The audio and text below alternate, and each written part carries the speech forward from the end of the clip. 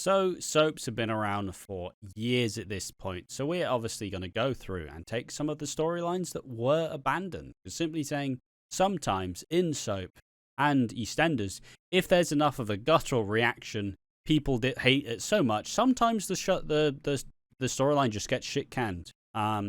So I've compiled a massive list, and we're going to go through some of the largest abandoned storylines. Predominantly in EastEnders. I haven't looked up too much in other soaps, but that's the main focus of today. I'll maybe mention some here or there just to break up the constant stream of shit. But this is it's gonna go vaguely in like a chronological order, but also it's kind of vary because different sources. Not much of this has genuinely been revealed to the public, so it's going to be on from what we know, using the EastEnders wiki, using some digital spy articles, using some Reddit posts. So we're going to try get a fairly complete list of a lot of the abandoned storylines. So, what you reckon? I just want to say that some of these might have been scrapped for real life tragedies. I know there was a baby storyline that had to be scrapped because of Madeleine McCann. Yeah, there was multiple kidnapped baby storylines that were. That was shit that were abandoned, yes. Yeah. Or like the IRA abandoned story, you know what I mean? Which I wish happened, but again, understanding that it was the 80s, maybe not so great. Also, obviously, the most famous ones are the Ferraria family who were brought in. It was going to be this big storyline. We'll get into it a bit more soon enough, but it's supposed to be this big storyline. It's going to have this Christmas death. The body was going to be buried in the Queen Vic floor or in just the back garden or something, but obviously the actor just got deported, so ultimately you couldn't really do much with him there. But yes, we will get into some of the storylines that were rewritten, and some of the stuff that's just a lot of fun. But we're going to start off in the 80s. First one is obviously Pete Beale was supposed to die in 1985. Or 1986. Says, originally the cheery Barrow boy Pete Beale was scheduled to have a massive heart attack just after Christmas 1985. For the 1986 New Year shock storyline, leaving Kathy as a widow and Ian the head of the family. But this storyline was abandoned as the producers felt Pete was too useful a character to the show, and Pete would have been the first original character to die in the show if the storyline had gone ahead. The new shock storyline to replace Pete's death was Den Watt's mistress, Jan, turning up in the Vic. Wow. That's pretty fun, honestly. It's quite wild because Pete lasted on the show till what, like 93? 93, 95? Yeah. It would have. They tried to kill Pete multiple times. It's fucking mental to me because whenever Ash goes, abandoned storyline, I don't know many of these abandoned storylines personally. I don't know many of them. I'm just gonna listen to what Ash says. Yes. But from the ones I've heard from the 80s, Ash was like, so absolutely Pete Beale was supposed to die. It's mental. I think it would have been interesting. So obviously, there's not that many tragedies in the early EastEnders. The first one is obviously Sue and Ali's baby just dies suddenly. That's the big first tragedy of the show. And you see Sue not process this at all as she just kind of zombies out for months. Really tragic. But yeah, it's kind of wild to see that. It makes sense that Pete were to die because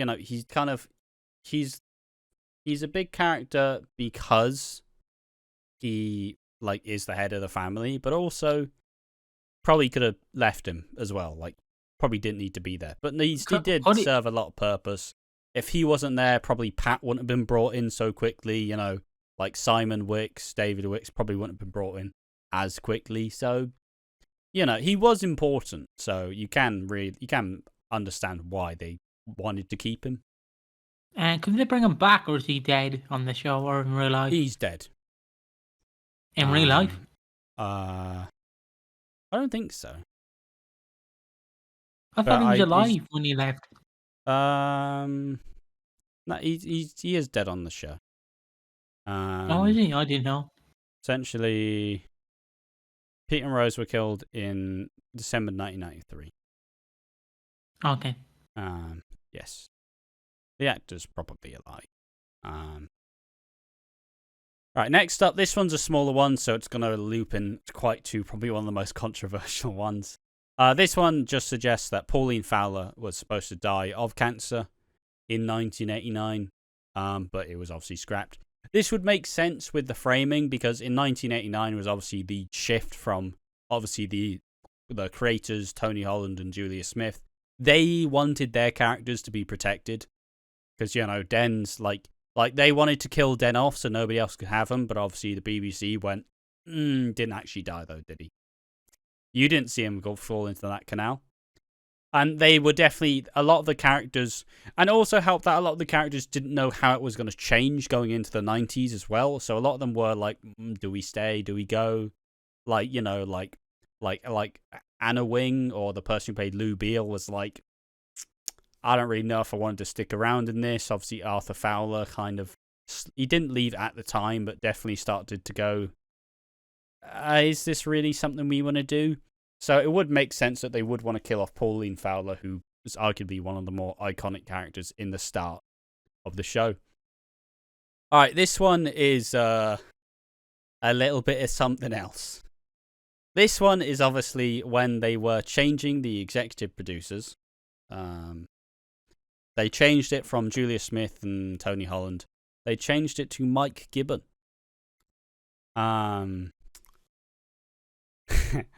1989, they were going to do an IRA bombing. Ooh, up the ra, I said. Ooh, up the ra. Ooh, up the ra. They say, when producer Mike Gibbon took the helm as head of the serial in 1989, he employed writer David Yellop to pen storylines that controversially killed off various characters in the show. According to Yellop, the decision to act characters was dependent of the talent of the actors playing them. Yellop stated that Peter Beale was among the characters to be killed. The storyline never came to fruition because Gibbon's controversial plots were not sanctioned by the BBC and Yellop's storylines were not used. Yellop sued the BBC for termination of contract, at which time the final details of the proposed plot were disclosed to the media. Despite this, in 1991, EastEnders storyline editor Andrew Holden described Pete as almost synonymous with the programme because he had been there since day one. He added, characters like Pete carry a lot of history. Original characters are very precious things. Pete has always seen himself as a family man. In the future, we see him making a determined effort to put his family back together. Whatever happens, he'll carry a torch for Kathy. According to Holden at the time, Pete was untouchable, not in danger of being killed off. Whew. Yeah, an IRA bombing would be quite controversial. And it was clearly done by a writer and a producer trying to make their stamp on the show. You know, they will be remembered for this story. IRA bombing, though. See, my problem is, and then this is now people are going to go, you're defending the IRA, but my problem is you're doing it. I'm assuming the guy is a British writer. I assume, so you're going to do it a fairly way where you're probably going to mock the Irish. It's like, oh yeah, all Irish people are terrorists. It's like, no, because I probably know that's the route that would have went had this storyline been pitched and accepted. I feel like this would have been the route they would have went, where they would have went, all Irish are terrorists. Look at them, fucking potato eating wankers. It's like, oh yeah. But I would have loved to see this storyline personally. Oh, fucking men in balaclavas, fucking bombing the square. Yeah, it would have been absolutely ludicrous. So yeah, your thoughts in the comment section down below on that one. Could you imagine? Fucking Wolf Tones Black and Dances playing in the background. I was born on the Dublin street where the Isle will run the beat.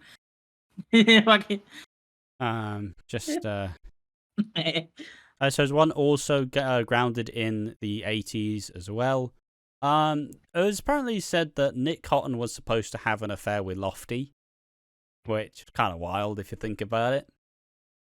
It said Walford's original villain, Nick Cotton, was all set for a surprising storyline in the 1980s when producers decided that he should have a fling with Lofty Holloway. John Ottman, who played Nick, wasn't too impressed with the idea and found himself swiftly axed from the soap as Julia Smith went, oh, you don't want to do this? Fuck off. It's fuck off. It's yes, and then he was recalling this backstage row in 2012. He said, "In the early days, we actors had no input. Julia was quite the taskmaster. When Nick was supposed to start a gay relationship with Lofty, John Ottman told her he didn't feel it was in the character. When he left the room, Julia said, 'Write him out.'" That's fucking wild, that is. Alright, is there any more on that? Or do we... No, that's about much of that. Next up, we have, according to former EastEnders writer David Yallop, the same guy who penned the IRA bombing storyline. It had been agreed in September 1989 that Stephen Beale would be killed off in the serial. This was a part of Mike Gibbons' plan to increase ratings by killing a large number of the soap's long-running cast. Yallop said, "We had to reach a decision with the illegitimate child who was in the process of being born as a result of an earlier storyline. We wanted to know what to do with it. Either the child would be allowed to live or it would die. They decided to make the child seriously ill, but the reprieve was temporary. In episode 6-8, I resolved the problem." He claimed that on a draft of the storyline, he wrote the words, "Baby, die." The plot never came to fruition as Gibbon was abruptly replaced as a soap boss and Yallop's scripts were scrapped. Yeah, obviously Stephen would have been, what, like, when was he born? He would have died the same year. So obviously he was born. He's not Ian's actual son. I'm pretty sure he's David Wick's child. No, he's Simon Wicks. And yeah, obviously he would have been born. He would have been killed off as a child. Yeah, probably not really anything interesting. Obviously Stephen's dead now. Of course, he died in like 2018. He had a brain hemorrhage. After he lied about his cancer. He lied about having cancer. Like, he was on a dangerous path, and then kind of Max kind of resulted in him like dying. So yeah, it's kind of wild to think, and it would have been a shame because, like I said, EastEnders never really are big fans of. Well, they are. They have killed off a lot of long-standing characters, right? But you don't kill off the legacy characters. And you shouldn't ever kill off the legacy characters unless it is a fantastic storyline. Like, you shouldn't kill off Abby. You shouldn't kill off a lot of these fucking characters that have been unceremoniously killed off for some reason. And this would have been that, because it would have like shot it in the foot already. Alright, let's just have another brief little look to see if I'm missing anything. Now we're heading more towards the early 2000s. Not much has really been said about the 90s in terms of scrap storylines. So we're just got to go with what we have. One from 2000 suggests that Zoe Slater was going to be pregnant. This is saying that this plot would have seen teenager Zoe Slater full pregnant with Dennis Rickman's baby. This move is just one of the many being planned by Kathleen Hutchinson in a bid to get their soap back on track after a disappointing year, which has seen ratings plummet to an all-time low. However, they went down the fake pregnancy. This is the storyline where obviously Dennis Den Watts returned, and then Zoe wanted to keep Dennis with her, and Den's like, just fake the pregnancy, and then she's like, yeah, but I'm not pregnant though, and he's like, bloody hell, guess I'll just have to do it then. And then like 60-year-old Den Watts sleeping with Zoe Slater. Wild stuff. Would have been interesting to see her return, but the actresses never seem to have any want to return to EastEnders, so the character's just kind of in limbo for a good long while. Fair enough. Can't really force them to come back. You can replace them, but what'd be the point? Next up we have a Alfie Moon abandoned storyline. Saying that when he was supposed to be introduced, obviously it wasn't supposed to be him and Kat. You know, him and Kat just kind of developed as they had this really strong chemistry, right? Like, you know, they just have this really like flirty, funny, back and forth chemistry. Where it suggested that the writers wanted Alfie and Peggy to become lovers, which is kind of wild in itself. Obviously, it says that the plans fell to the side when they realized how much like chemistry Kat and Alfie have as a duo. Oh, he's chilling. All right. Yeah, essentially, Shane explained 20 years ago the whole Cat and Alfie thing purely happened by accident. He turned up 20 years ago. Tony Jordan was going to recreate the Graduate story with Alfie and Peggy. The Graduate, for what people don't know if you've never seen it, it's the movie where it's like, Mrs. Robinson, are you trying to seduce me? And it's like a teenage, not like teenage, like a young adult and like his mate's mum. And they obviously they get together. There's an age gap. It's much different, the famous are you trying to seduce me, Miss Robinson? It's been parodied and made jokes of the entire time. And he continues and says, I was going to be Dustin Hoffman, but I don't think that was going to work. But then off camera, me and Jesse were having a right laugh, and the writers saw this chemistry, and that relationship purely happened by accident.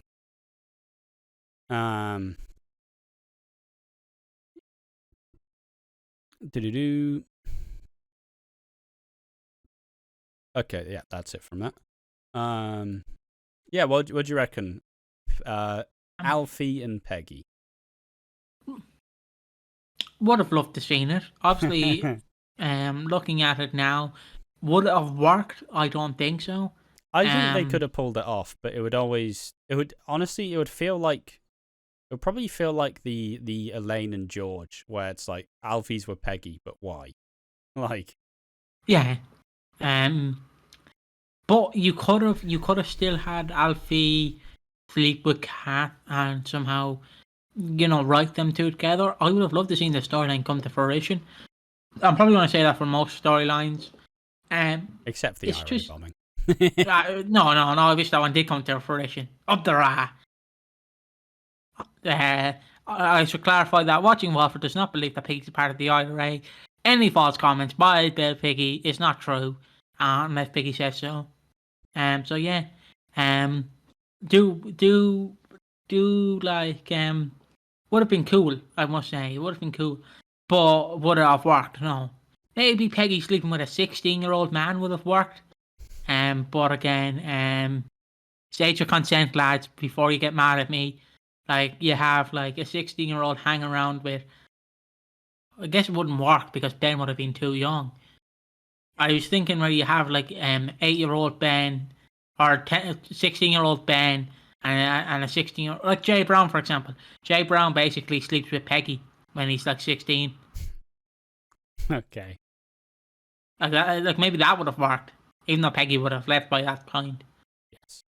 All right, found another one. We are just going to have to skip back a little bit because I missed this one where you talk about the 90s. It's only real one storyline that was talked about being done in the 90s.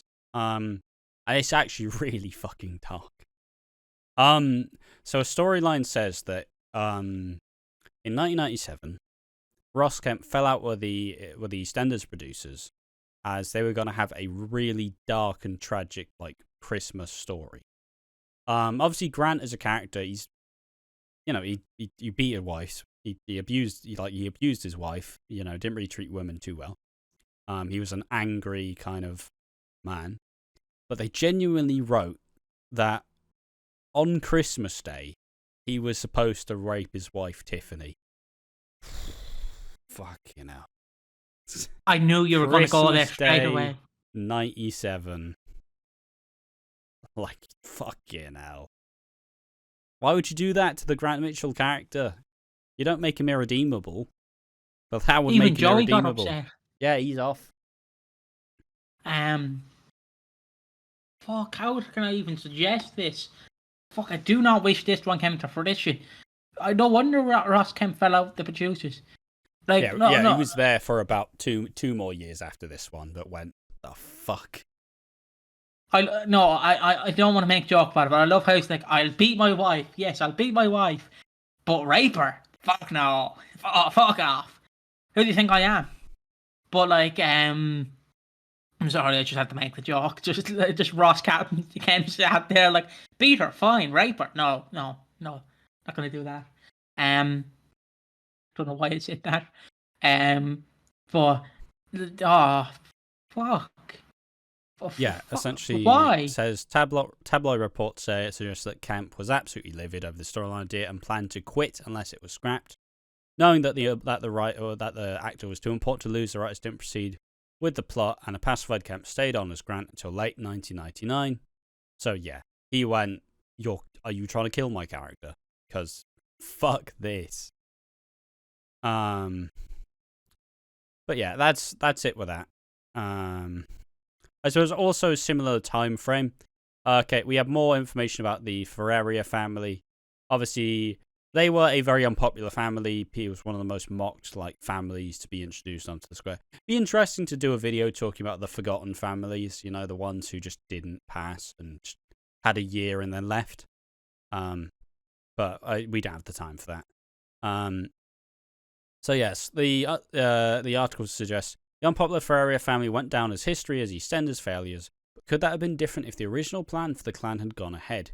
When the Ferrarias were introduced in 2003, producers were planning a blockbuster storyline which would have seen family patriarch Dan murdered by his children and buried in a shallow grave following sustained bullying and abuse.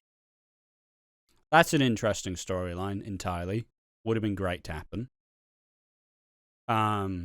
Unfortunately, the rating winnings plan went awry when actor Dalip Tahil, who played Dan, was suddenly dropped from the show due to issues with his work permit. I'm 90% sure he suggested that he was genuinely taken off the set. Like, you're getting deported. Like, fuck. Because they already cast him on the spot. It's 2003, right? You just introduce this big new family that people aren't even that interested in. Like, you set up a lot of the precedents. You probably could have, but I think a lot of this were genuinely just, it's been bad anyways, it's gone bad, may as well just shit can it. Fair enough. Yeah, and obviously instead of him being murdered by his children, there was a kidney transplant thing and people didn't care, and it was seen as one of the worst families on the show. And then Tony Jordan, the scriptwriter, said he got deported. He was actually on the studio floor and they marched him off. Broken legs, nervous breakdowns. We can deal with that. But when actors are physically taken away by the government and deported, there's not much you can do. I just like to imagine that he's just on set, right? And it's like, okay, here's your line, and then fucking just dun dun dun dun dun dun dun dun dun dun dun. Just fucking the Empire March, 50 fucking soldiers armed with guns are like, you're getting fucking deported. El Paso, you're getting deported. Fucking, he's just being handcuffed and dragged out while guns are pointed at him. You're not supposed to be in Great Britain, are you? Just fuck off. I would be scared shitless of that situation. Like, oh, fucking, what's going on here? Why do they have guns? Yeah. Alright, let me just get to the next one. There's still some more in the middle. Let me just collect things here.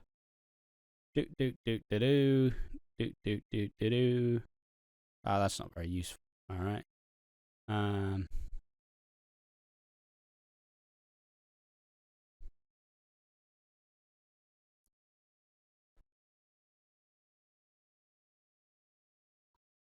There's just some small little things of stuff that was rewritten. Someone says Denise's mum visiting the Fox family and revealing that Denise and Kim aren't actually sisters. This was soon cleared up when she revealed that she lied and they are sisters. Fair enough. Phil telling Jay that Jace wasn't his real father. He later revealed that it was a lie. It was blackmailed by Max into telling. It was all forgotten. One of the ones that would have caused a lot of stir is they initially had it occur that Kat's dad Charlie knew that Harry was abusing her, and then they just went, "What the fuck? Why would you fucking do that, man? Like why would you have this character fucking like Charlie as a character was just he was a dad overwhelmed by like the most mouthy gobby children ever, but he would defend them with his fucking life." So it was an absolutely like ludicrous fucking way to treat the character. Alright, I should be I think there's one more that I'm forgetting. I suppose obviously there was another ones where obviously in the Mad May and Dawn saga where Mad May wanted the child. Obviously it was suggested that she was going to kidnap the baby, but this was shelved obviously because of the famous Madeleine McCann case that made people go, yeah, maybe let's not have this child get kidnapped right now. Maybe it's a good idea to not have that. This is also going to happen in Coronation Street as well. Claire Peacock was going to kidnap a child too, but once again shelved because ultimately you can't really be doing that.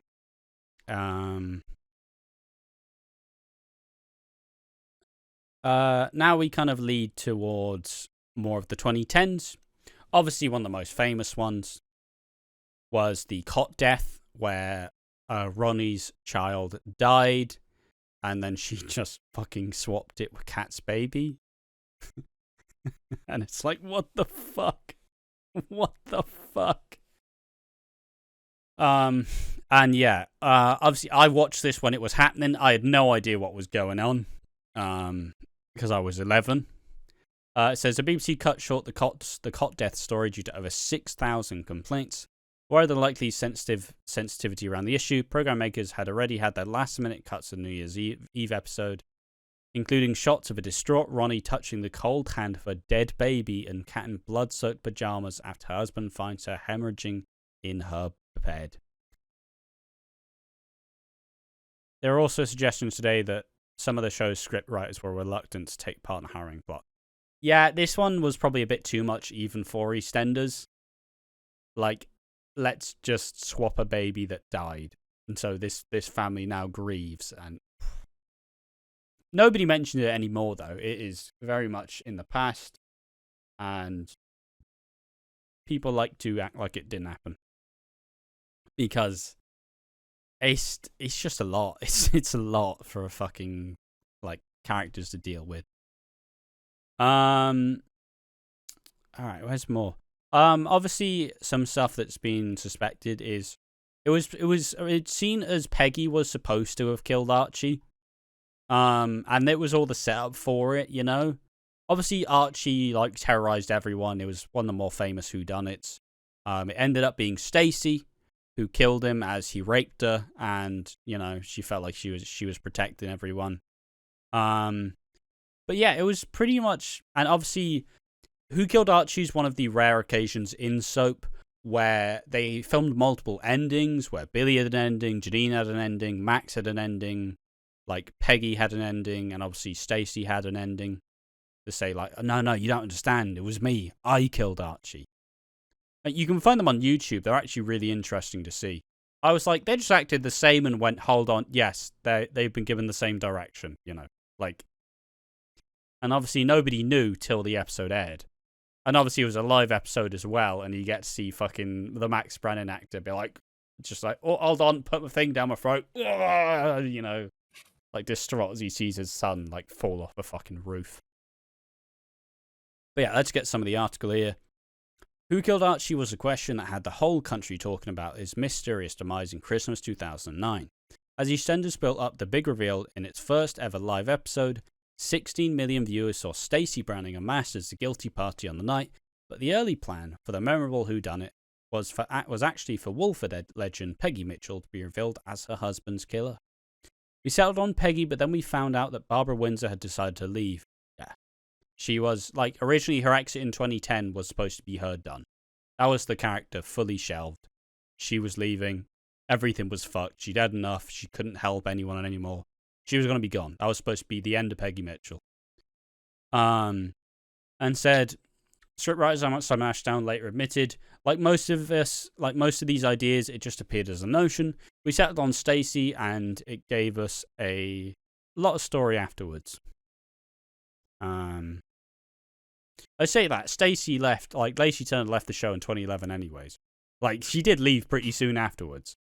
So I'm not sure, maybe it didn't give them as much fucking story as they wanted, but it still would have been interesting to see.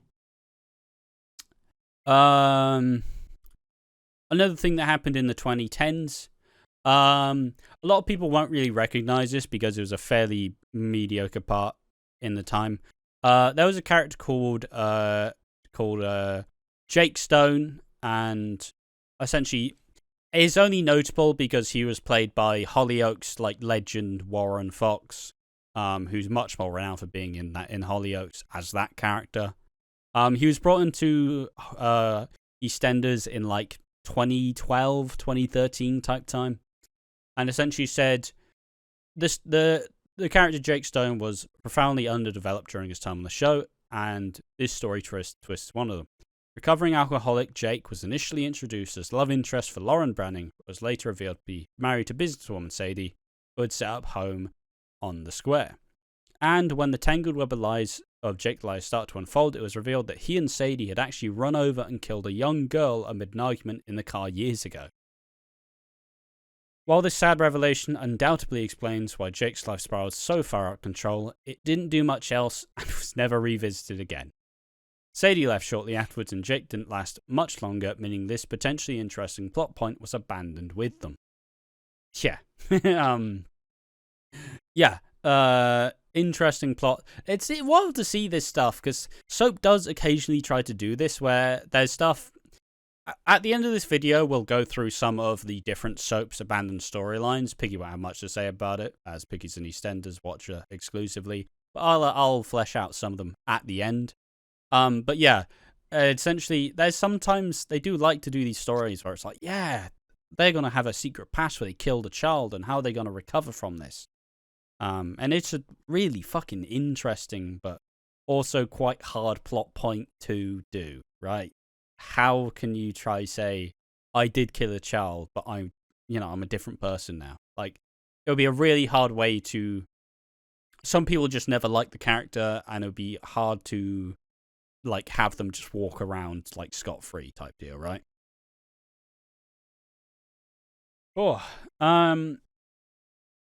Still similarly to 2013, Carl White's family threatening Ronnie. Obviously, Carl White was killed by Ronnie. He was a mechanic and had a feud with Phil Mitchell, and it was a hard man. And yes, so Carl White had a beef with pretty much everyone on the square. EastEnders bosses must have thought a lot of him when they went to the trouble of casting his family. After Ronnie bumped Carl off in a grisly New Year's Eve twist, his mum Nora and brother Adam later turned up in Walford, determined to get to the bottom of his disappearance. Numerous threats, a kidnap, a brutal beating, this story was surely leading to a tantalizing climax. Except it wasn't. Because after learning the truth about Ronnie, Nora and Adam were scared into never coming near her again. Yeah, just completely wiped. This never happened. Probably would have been interesting, but honestly, I think at that point Ronnie had been through enough. So if you want to do something, you kind of probably, maybe you just don't want to do that to the character. Alright. Also, I suppose Lucy related as well, still in that 2010s type time. It's suggested that Lucas Johnson, obviously the kind of the murdering vicar, was Denise's husband. It was just said that one of the scenes where he killed someone else, a sinister episode in June 2010 would have seen Lucas visit a local red light district and pick up a cool girl named Jade before driving her off to a remote location and strangling her. Just 1 week before transmission, it was decided to drop the death as, well, there was a lot of news.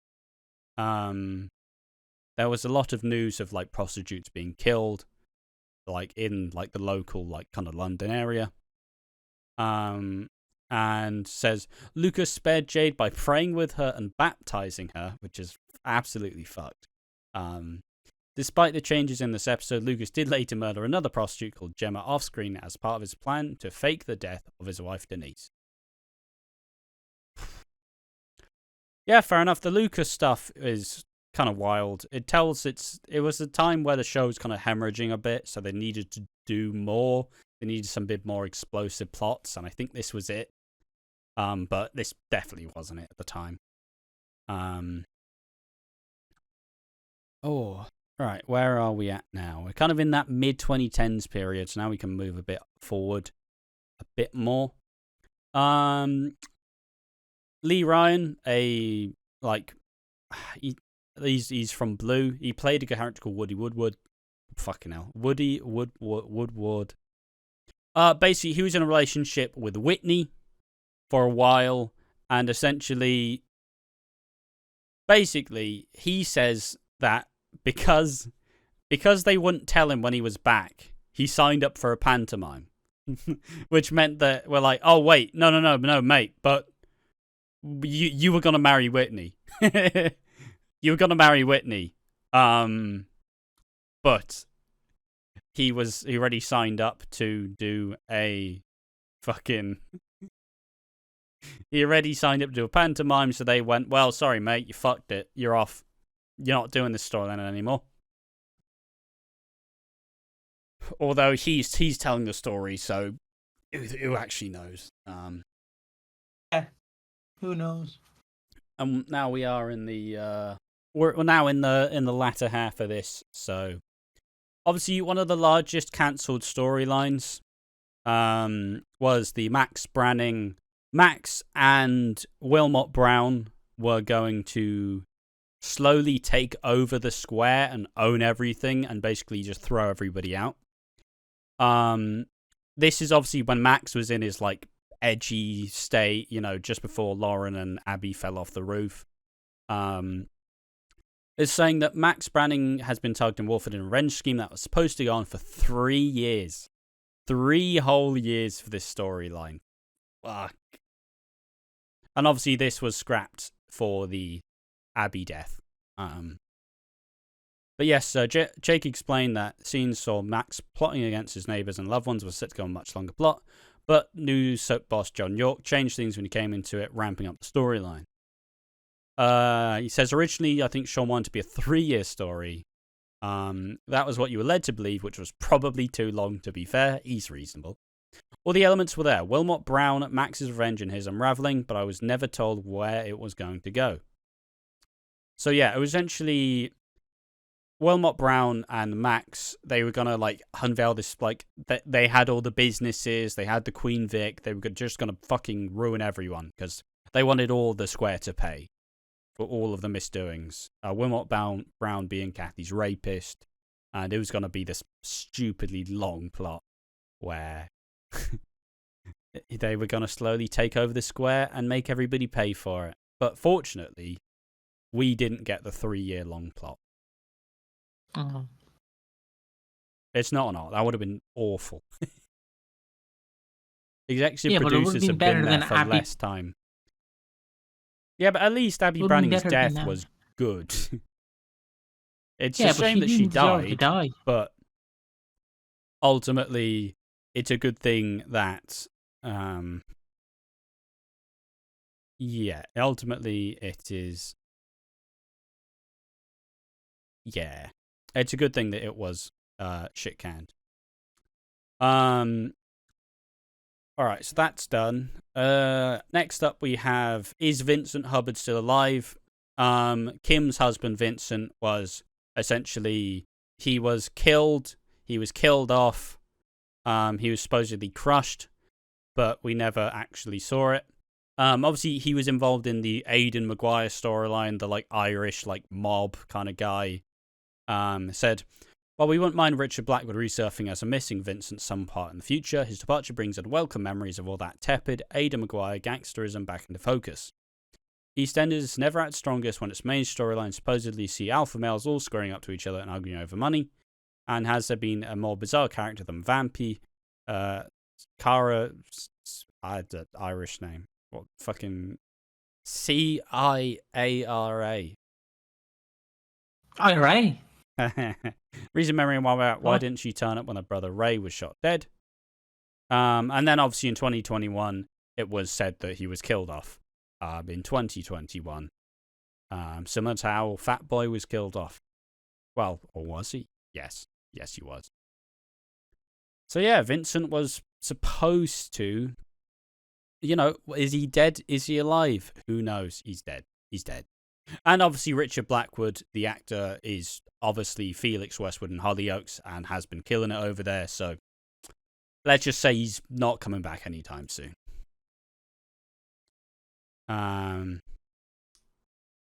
Oh god, there's a lot of alternative scenes, but I feel like that's another video in itself. Good lord. I suppose also I believe that there's now some 2020 stuff. Just saying that in 2020, obviously in 2021 the New Year's storyline was supposed to be really different. This was when Aaron Monroe, this was when they were going to essentially explode the Argy Bargy, which was the old restaurant that was set to become a mosque. They were a radical, right-wing storyline, far-right extremism. And obviously they were going to bomb this restaurant, and this would have killed Ikra, who left the show shortly after, and Dana Monroe, who was Bobby's girlfriend and Harvey's son.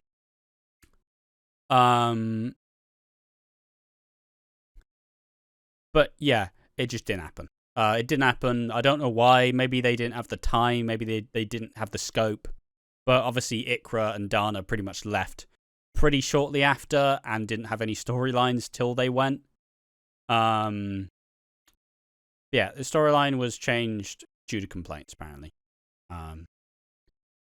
Yeah, it makes sense. It suggested that maybe some other characters could have died. Like, people thought Ash could have died. Ash Panasar, or Ash Panasar, They thought she may have died here, but, well, ultimately, nobody did, so.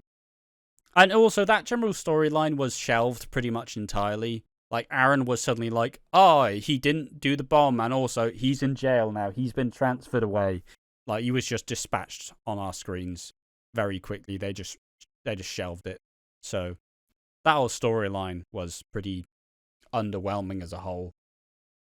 And the only real lasting piece is Harvey. So yeah, fair enough. Next up we have, I suppose one that's also was changed is obviously, for a period they were going to say that Rocky Cotton was Dottie's dad. Like, they had that big, New Year thing where it's like, oh, Nick's not even your dad. It's Rocky. And it's like, what? What? No, you can't do that. But pretty soon after they went, oh, maybe we shouldn't kill off the only relative to Nick Cotton. Maybe that's a bad idea. And then they just kind of laughed it off, fortunately, by just saying that Dottie's mum was a smackhead, which she was, so. And next up, the most recent one is the Panasar family fire. It says, in 2022, a fire stunt was filmed featuring the Panasar and Galati families, where the scenes never aired due to Jazdiel, Kirat, breaking contract and leaving, giving the crew only 1 month to film his exit. Because of this, it's theorized that Kirat was never set to leave and that Nina Gupta was set to die in the fire. That was the woman that Ravi was with, scheming to get Ranveer's money, who Ranveer died after being killed by Ravi. However, none of this has been confirmed. It's also theorized that Jazdiel leaving later led to Ghislaine Gutcher leaving, as the two seem to have had a falling out. Which would make sense because Ash left shortly after, and the Panasars are pretty thin on their feet. I'd imagine if this exit actually happened, it would have made more sense, but now Kirat's in prison and Ash is gone, and she's probably not going to come back anytime soon. I mean, the Ash Coward character, she they really had no idea what to do with her, and at some point she left for a while, and it's like, oh, is she gone? No, she's back. What did she do? Not much. But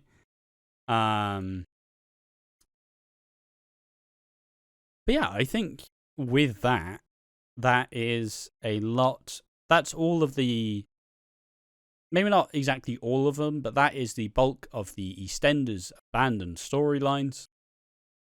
Quite an interesting little thought piece. Funny to see the ways that they could have gone, and an interesting thing to look at and think, what would it have been like had it have happened the way that they had initially planned? What out of these storylines do you think should have been explored more? The bombings. Hasn't really been shown in soaps. Would have loved to see the IRA bombing and. The bombing, sir. Okay. Nice one. Nailed it. Because I don't think there has been a bombing in EastEnders, has there? There's been there's explosions, but bombings, nah. We need a bombing storyline in EastEnders. I tell you what. I tell you now, and I tell you what. Yeah, it would have been interesting. I think the most interesting one is. God, there's so many. I think the most interesting one is probably them like bombing the Archie Bargy. Like it would have just shaken up the cast. It would have cut off a lot of them. Like obviously Dana would have died and Ikra would have died, and it would have just kind of wrapped up some of the shitter characters. And it just felt very weak. It's like, yeah, we're having a big explosion in the new year, and then it never happened. And like they just ran out of time, really. But yeah, there we are. In terms of other storylines, I just want to run through a couple of the interesting ones of other soaps, just because there's not enough to turn it into a full video. But just in case people are particularly interested, I'm just going to go through some of the more interesting. And there's only really one or two that I actually want to talk about here, so don't you fucking worry. One storyline that was in Hollyoaks that was supposed to be done was to introduce a character called Loretta Jones. And this was pretty fucking controversial, as they were going to air a disturbing plot where, like, Loretta Jones, who was a show regular at this point, revealed that she and a friend had been living under new identities, as they killed a 12-year-old when they were 12. Which is pretty fucked. Obviously this got shit canned because it kind of drew comparisons to the famous James Bulger case. And his family went, "Don't you fucking dare do that, you bastards." Loretta Jones as a Hollyoaks character as well didn't really do much. She was just kind of proven to be slightly mental, and got a bit obsessed with people. Like, she stalked characters, and yeah, she wasn't in the show for much longer. She was there from February to about July of February 2009 to July 2010. So she kind of got just taken off. I swear there was another one that I wanted to talk about that would have been interesting.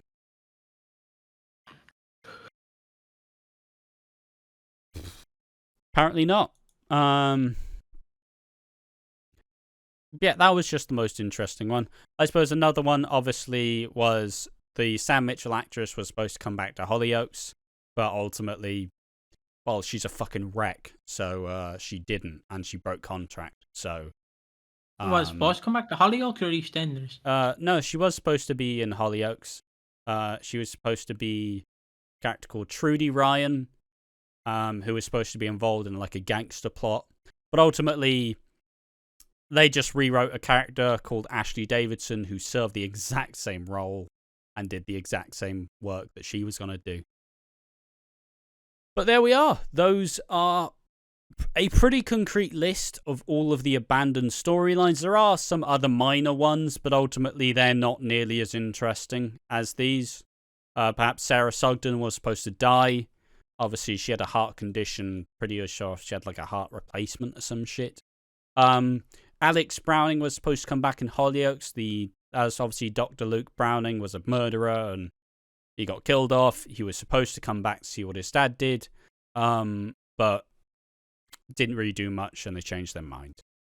But yes, those were a massive thing of abandoned storylines. We will likely do a video talking about extended scenes or alternate scenes at some point. Yes, those are the abandoned storylines. What did you think about these? Did you think they were interesting? Think it was nice to collect a bit of like a fucking on the record, these are all the shit that happens vaguely in the same time span? Anything else, Piggy? Some of these storylines I'm glad they didn't go through, like Grant raping a woman On Christmas. Like, on Christmas. Like what? Like what? Would he be dressed up as Santa Claus? Like if you want to fucking make it less extreme, like. Yeah, like obviously, I'm glad that wasn't happen. That didn't happen. I'm glad that they fucking. I'm glad that they didn't carry on with the baby swap storyline because yeah, Ronnie's mental. We know that she is deranged, but kidnapping a child and allowing someone to believe that their child's dead when you've just swapped it. Fucking hell, boys. But yeah, I've been joined by Ash Panasaw, of course. That is Ash Panasaw. And I have been Piggy from Watching Walford. You can follow us on Twitter /X, Instagram and Twitch at Watching Walford. Subscribe to us on YouTube at Watching Walford. If you like our shit and you want to see more of Ash, follow him on Twitter at Real Aqua Dreams Productions, or just Real Aqua Dreams. And Twitch at Aqua Dreams and YouTube at Aqua Dreams. And if you want wrestling content, well, you can follow us at One More Match 182. And if you're feeling a bit spooky wooky, you can go back and look at the archive. Sorry, I put the One More Match logo on the screen and it perfectly fit in the O's on my face, so it's perfect. It's alright. And if you want some spooky wooky content, you can follow Eastenders Entertained. You can look at the archives. They're probably not going to release new videos, as we stole the second person from Eastenders Entertained, and now they're on a wrestling channel. It's not. It's not you. So like if you just want that content, subscribe to all our content platforms and shit. We will see you in the next one. And just remember, is it bad that a bombing was supposed to happen, or was it good in hindsight? Would have definitely been an interesting one for sure. But yeah, if you want to see a video talking about the extended storylines or the alternative storylines, tell us in the comment section down below. Yes, thank you for watching. Join us in the next one. Like, subscribe, comment on our channel, and make sure to engage with all of the lovely content we're producing for you. Thank you again, and bye-bye.